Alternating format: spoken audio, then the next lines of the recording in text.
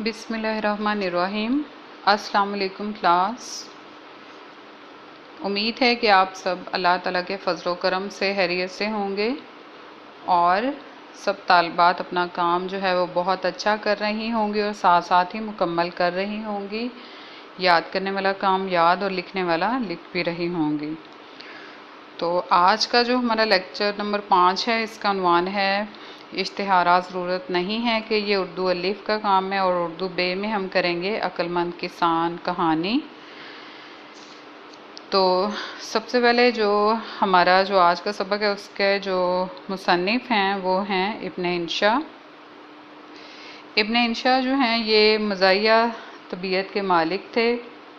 ان کی پیدائش جو ہے وہ 15 جون 1927 کو جلندھر انڈیا میں ہوئی تھی، اور ان کے بارے میں جو ہیں تمام لکھنے والے اس بات پر اتفاق کرتے ہیں کہ ابن انشا بہت بڑے حقیقت پسند اور طنز و مزاح نگار بھی تھے۔ انہوں نے جو ہے وہ ان کے کلام میں ہمیں بہت زیادہ مزاح ملتا ہے۔ انہوں نے معاشرتی حامیوں کو دلچسپ انداز میں بیان کیا ہے۔ ابن انشا کی وفات 11 جنوری 1978 کو لندن میں ہوئی تھی اور انہیں کراچی میں دفن کیا گیا تھا۔ اس سبق میں انہوں نے مزاحیہ قصے اور واقعات لکھے ہیں۔ ان کا مقصد صرف ہنسنا یا ہنسانا نہیں، بلکہ پوشیدہ پیغام کو سمجھنے کی ضرورت ہے جو انہوں نے اس سبق کے ذریعے ہمیں دیا ہے، اور اس میں تمام واقعات اور کہانیاں جو ہیں وہ مزاح سے بھرپور بھی ہیں اور ایک ہمارے لیے سبق بھی دیتی ہیں۔ تو سب سے پہلے اس کے جو حاصل الفاظ ہیں ان کے معنی جو ہیں وہ آپ سن بھی لیں، انہیں آپ نے یاد بھی کر لینا ہے۔ پہلا لفظ ہے فہمائش، معنی ہے سمجھانا، آگاہ کرنا۔ گھامڑ بیوقوف یا احمق، پھاوڑا بیلچہ، مٹی کھودنے کا آلہ ہے یہ۔ حاذق قابل یا سمجھدار، دانست علم یا سمجھ۔ اوباش آوارہ، اور دوشیزہ کا مطلب ہے کنواری لڑکی۔ جی، اشتہارات ضرورت نہیں ہے کہ، تو اس مضمون میں مصنف لکھتے ہیں کہ ایک بزرگ اپنے نوکر کو فہمائش کر رہے تھے، سمجھا رہے تھے کہ تم بالکل گھامڑ ہو، یعنی تمہیں بالکل بھی سمجھ نہیں، بیوقوف ہو۔ دیکھو میر صاحب کا نوکر ہے، اتنا دور اندیش ہے، دور اندیش سمجھدار ہے کہ میر صاحب نے بازار سے بجلی کا بلب منگوایا تو اس کے ساتھ ہی ایک بوتل مٹی کے تیل کی اور 2 موم بتیاں بھی لے آیا کہ بلب فیوز ہو جائے، جل جائے تو لالٹین سے کام چل سکتا ہے، اس کی چمنی ٹوٹ جائے یا بتی ختم ہو جائے تو موم بتی روشن کی جا سکتی ہے۔ یہاں تک آپ املا لکھیں گے، اس کی مشق کریں گے آپ۔ اور آگے ہے تم کو ٹیکسی لینے بھیجا تھا، تم آدھے گھنٹے بعد ہاتھ لٹکاتے آ گئے، یعنی خالی ہاتھ آ گئے۔ کہا کہ جی ٹیکسی تو ملتی نہیں، موٹر رکشہ کہتے ہیں تو لیتا ہوں۔ میر صاحب کا نوکر ہوتا تو موٹر رکشہ لے کے آیا ہوتا تاکہ دوبارہ جانے کی ضرورت نہ پڑتی۔ نوکر بہت شرمندہ ہوا اور آقا کی بات پلے باندھ لی۔ چند دن بعد اتفاق سے آقا پر وہ بخار کا حملہ ہوا تو انہوں نے اسے حکیم صاحب کو لانے کے لیے بھیجا۔ تھوڑی دیر میں حکیم صاحب تشریف لائے تو ان کے پیچھے پیچھے 3 آدمی اور تھے جو سلام کر کے ایک طرف کھڑے ہو گئے۔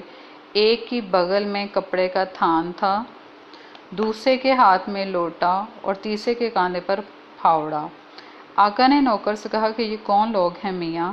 نوکر نے تعارف کرایا کہ جناب ویسے تو حکیم صاحب بہت حاذق ہیں، قابل ہیں، سمجھدار ہیں، لیکن اللہ کے کاموں میں کون دخل دے سکتا ہے؟ خدا نہ حادثہ، یعنی اللہ نہ کرے کوئی ایسی ویسی بات ہو جائے تو میں درزی کو لے آیا ہوں اور وہ کفن کا کپڑا ساتھ لایا ہے۔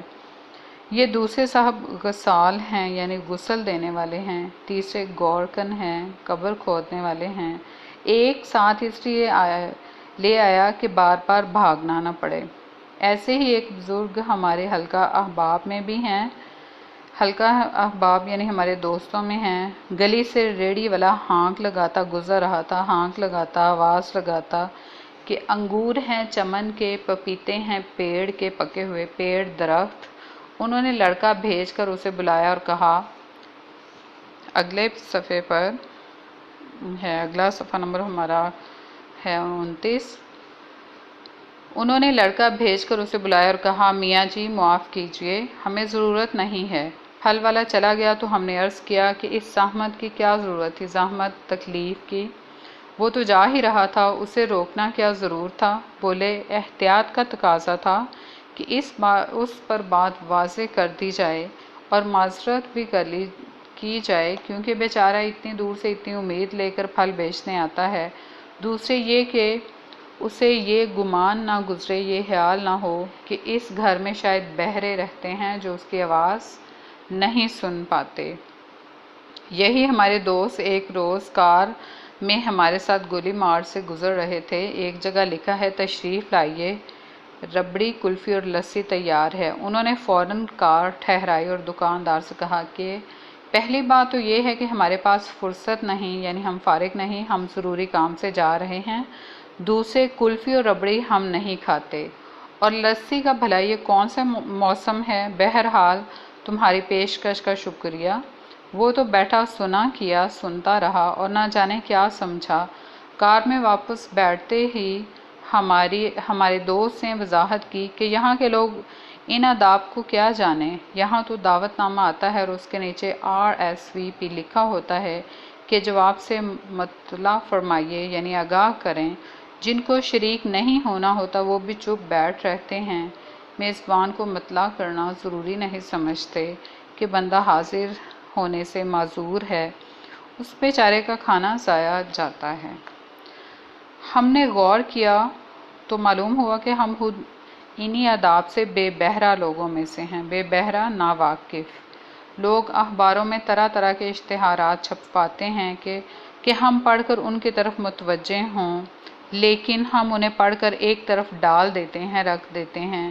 کوئی ہمارے لیے ٹھیکے کا بندوبست کرتا ہے اور ٹینڈر نوٹس شائع کرتا ہے۔ ٹینڈر نوٹس، ٹھیکے کا نوٹس۔ کسی کو ہمارے ہاتھ پلاٹ یا مکان بیچنا ہوتا ہے، کوئی ہمیں یہ اطلاع دیتا ہے کہ اس نے اپنے نالائق فرزند یعنی بیٹے کو جائیداد سے عاق کر دیا ہے، عاق بے تعلق کر دیا ہے۔ کسی کی کوشش ہوتی ہے کہ ہم ان کی فرزندی قبول کر لیں اور ذات پات، تعلیم اور تنخواہ کی شرطیں منوعاً یعنی بالکل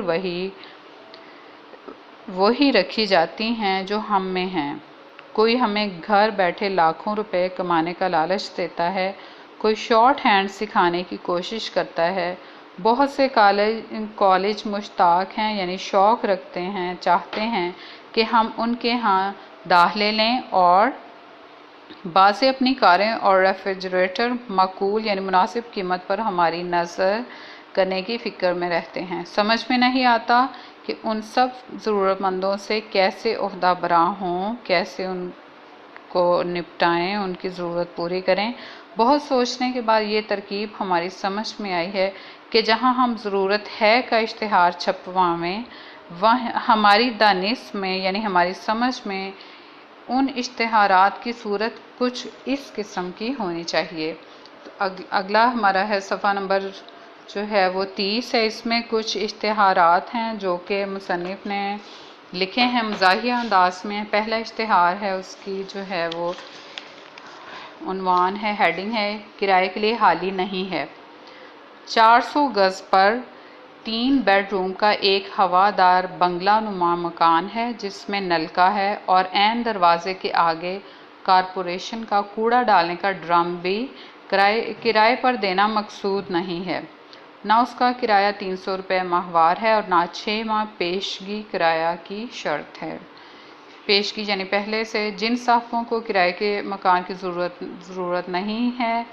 ضرورت ہو وہ فون نمبر 34567 پر رجوع نہ کریں، رابطہ نہ کریں، کیونکہ اس کا کچھ فائدہ نہیں۔ اگلا اشتہار، اطلاع عام۔